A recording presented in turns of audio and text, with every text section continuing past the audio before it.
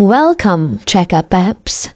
Ako si Cheka Marie, ang inyong taghatid ng pinagabonggang cheta sa Pinoy Showbiz News. Ready na ba kayo sa mga latest na kaganapan sa FPJ's Batang Quiapo? Tara't, chikahin na natin ito.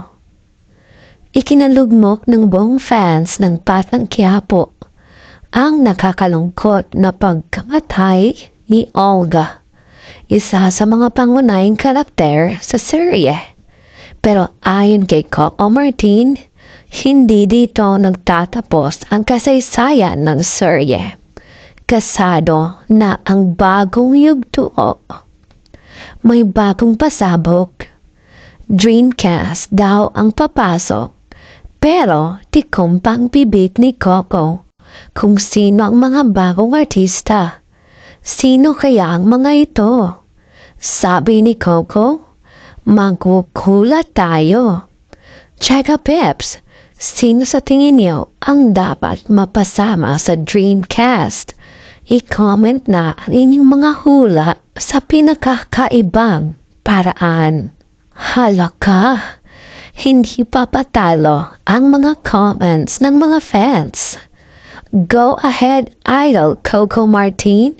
Bring the new character. Tanggol versus Rigor. Hihintayin namin magkapatan. Miss Beautiful Julia Montes for Batang Quiapo. Sino nga ba sa mga ito ang magiging bagong mukha sa Batang Quiapo? May mga suggestions na trending sa social media tulad na Catherine Bernardo, Arjo Atayde, Jay Cuenca, at Maris Racal. Grabe, kung mangyayari ito, parang ABS-CBN ball ang eksena sa show. Alam niyo ba, si Coco mismo ang nag-recruit ng ilan sa mga bagong karakter na ito. Galing daw sa ibang bansa ang ilang talent. Dream team talaga ang peg.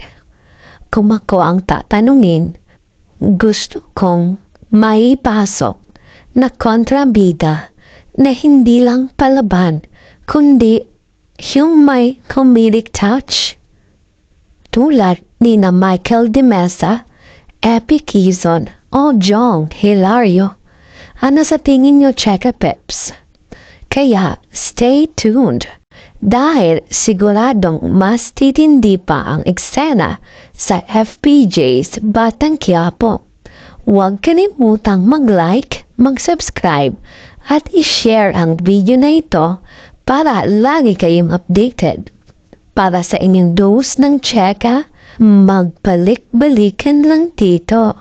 See you soon mga Cheka Peps!